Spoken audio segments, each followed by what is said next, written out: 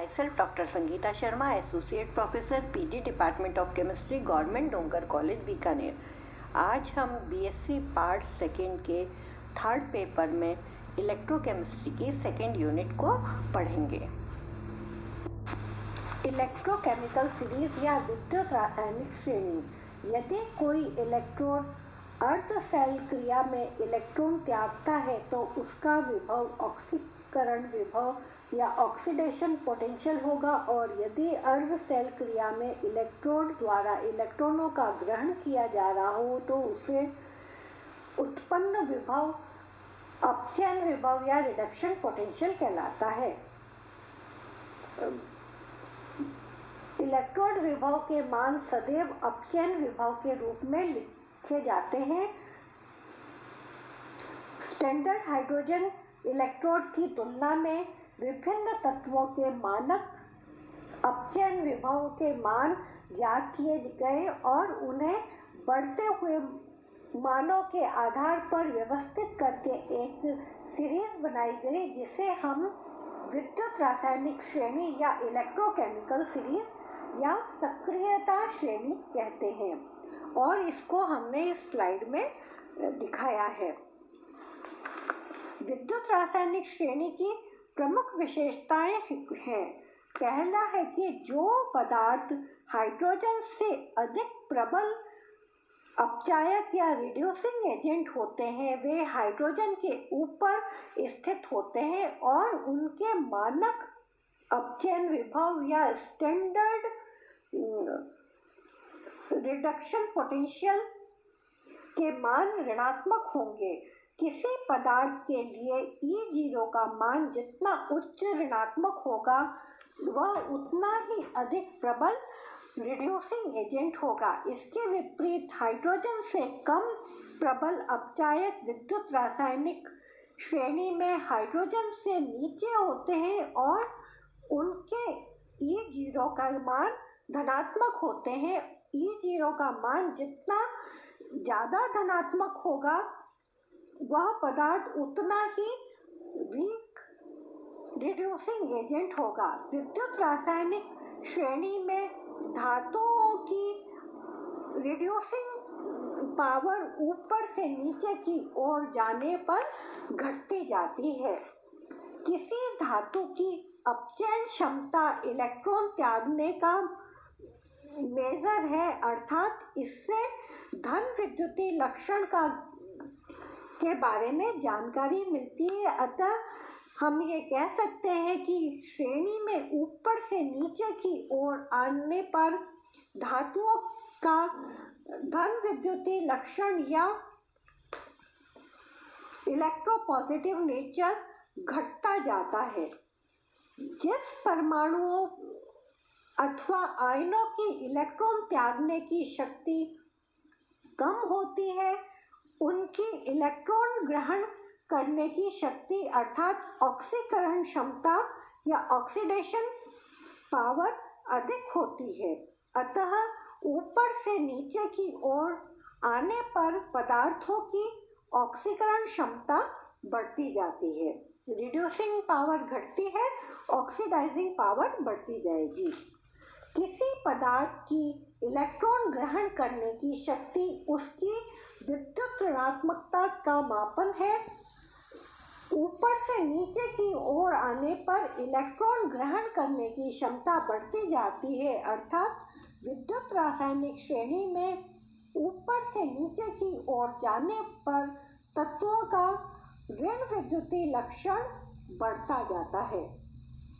अधातुओं की सक्रियता उसके ऋण विद्युतीय लक्षण के समानुपाती होती है। अतः ऊपर से नीचे आने पर अधातुओं की क्रियाशीलता बढ़ती जाती है। इसी कारण हैलोजन की क्रियाशीलता का क्रम chlorine is greater than bromine is greater than iodine होता है।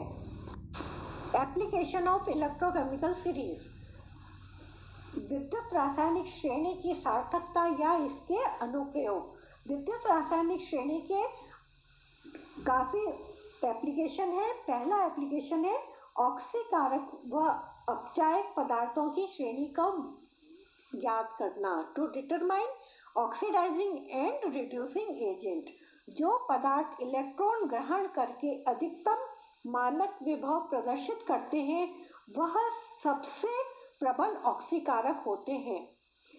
इलेक्ट्रोकेमिकल सीरीज के आधार पर हम ये कह सकते हैं कि फ्लोरीन सबसे प्रबल ऑक्सीकारक एवं दुर्बल अपचायक पदार्थ है, जबकि लिथियम सबसे दुर्बल ऑक्सीकारक व प्रबल अपचायक पदार्थ है।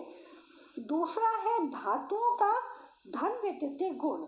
To determine electropositive property of metal, जो परमाणु अपने बाह्यतम कोश से सुविधापूर्वक इलेक्ट्रॉन का त्यागते हैं वह उच्चतम धन विद्युतीय गुण वाले तत्व होंगे, जबकि अपने बाह्यतम कोश से कठिनाई से इलेक्ट्रॉन त्यागने वाला तत्व निम्नतम धन विद्युतीय गुण वाला तत्व होता है।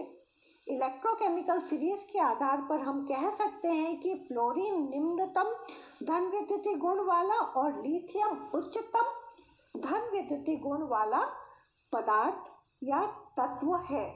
तीसरा, धातुओं का विस्थापन या substitution of metal by another metal. जिस धातु की आयन बनाने की प्रवृत्ति अधिक होगी वह अन्य धातु को उसके आयनों से अवक्षेपित कर देगा। अतः इस श्रेणी में ऊपर विद्यमान तत्व अपने से नीचे स्थित सभी धातु आयनों को उनके विलयन से विस्थापित करके उन्हें धातु के रूप में अवक्षेपित कर देते हैं। For example, silver nitrate solution में कॉपर डालने पर सिल्वर अवक्षेपित हो जाता है और कॉपर सल्फेट में लोहे की कील डालने पर लोहे की कील तांबे जैसी हो जाएगी, क्योंकि उस पे कॉपर डिपॉजिट हो जाएगा, और कॉपर सल्फेट का नीला विलयन हरे रंग का हो जाएगा, क्योंकि उसमें FeSO4 घुल जाएगा और FeSO4 का रंग हरा होता है। इसके विपरीत अधातु तत्व जो श्रेणी में नीचे होंगे आसानी से इलेक्ट्रॉन ग्रहण करेंगे और अपने से ऊपर विद्यमान तत्वों को उनके विलयन से विस्थापित करेगा। अतः ब्रोमीन आयोडीन को अपने और क्लोरीन ब्रोमीन व आयोडीन दोनों को विस्थापित कर देंगे। चौथा उपयोग है धातु द्वारा अम्ल में से हाइड्रोजन गैस मुक्त होना। जिस तत्व का मानक विभव ऋणात्मक होगा उस तत्व की तनु अम्लों से हाइड्रोजन गैस मुक्त करने की प्रवृत्ति होगी। यह मान जितना अधिक ऋणात्मक होगा तनु अम्ल से हाइड्रोजन मुक्त करने की प्रवृत्ति उतनी ही अधिक होगी। यही कारण है कि सोडियम, मैग्नीशियम, जिंक आदि तत्व तनु अम्ल में यहाँ तक कि जल के साथ अभिक्रिया करके हाइड्रोजन गैस देते हैं, परंतु कॉपर, सिल्वर आदि तत्व तनु अम्लों के साथ अभिक्रिया करके हाइड्रोजन गैस नहीं देते हैं। पांचवा उपयोग है गैल्वेनिक सेलों का विद्युत वाहक बल ज्ञात करना। To determine EMF of galvanic cell. तो इसके लिए E0 cell equal to E0 cathode minus E0 anode फॉर्मूले से हम इसको कैलकुलेट कर सकते हैं, और जो E0 कैथोड और E0 एनोड का मान हम इलेक्ट्रोकेमिकल सीरीज के द्वारा ज्ञात कर लेते हैं। छठा उपयोग है रेडॉक्स अभिक्रिया के संपन्न होने की संभावना ज्ञात करना। Possibility of redox reaction. Redox अभिक्रियाएं तभी संपन्न होती है यदि दो इलेक्ट्रोडों से बने सेल के EMF का मान धनात्मक होता है। Copper plus zinc ion is equal to copper ion plus zinc. अभिक्रिया वाले सेल को हम copper solid dipped in copper +2 ion separated by zinc solid dipped in zinc positive ion. E0 cell is equal to E0 cathode minus E0 anode. Chemical series से हम ये E0 cathode का मान -0.76 होता है और -0.34, इन दोनों को जोड़ के हम E0 सेल ज्ञात करते हैं जो -1.10 वोल्ट के बराबर होता है।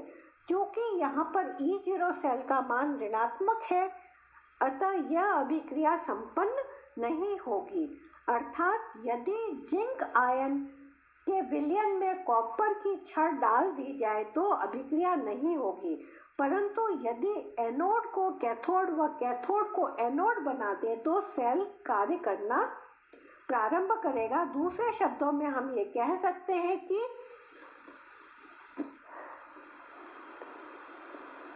यदि कॉपर आयन के विलयन में जिंक की छड़ डाल दें तो कॉपर धातु अवक्षेपित होगी।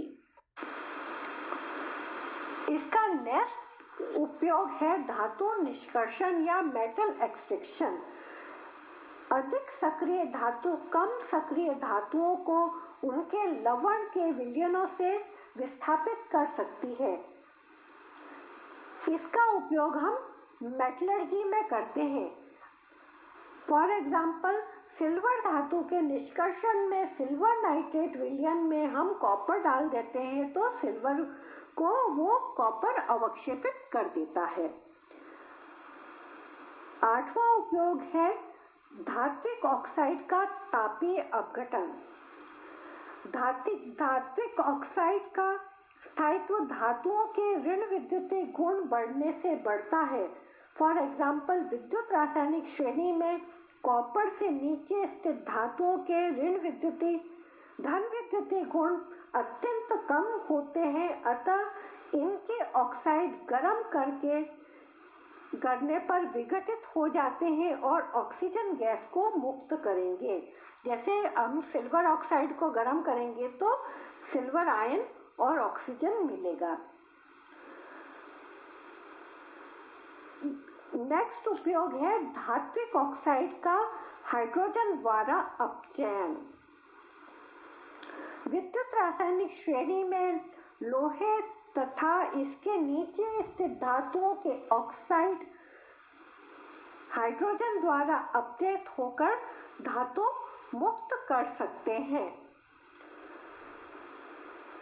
धातुओं का संक्षारण या corrosion of metal.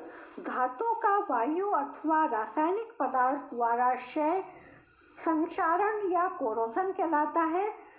For example, लोहे को नम वायुमंडल में रखने पर इस पर जंग लग जाता है जो लोहे की परत से हट जाता है और लोहे का क्षय होता है। इस प्रक्रम को रोकने के हेतु धातुओं पर उनसे कम क्रियाशील धातु की परत चढ़ा दी जाती है, जिससे संक्षारण या कोरोजन रुक जाता है और धातु की क्रियाशीलता का ज्ञान हम इलेक्ट्रोकेमिकल सीरीज से ही कर सकते हैं और उसी धातु का परत हम चढ़ाएंगे जो कम क्रियाशील हो।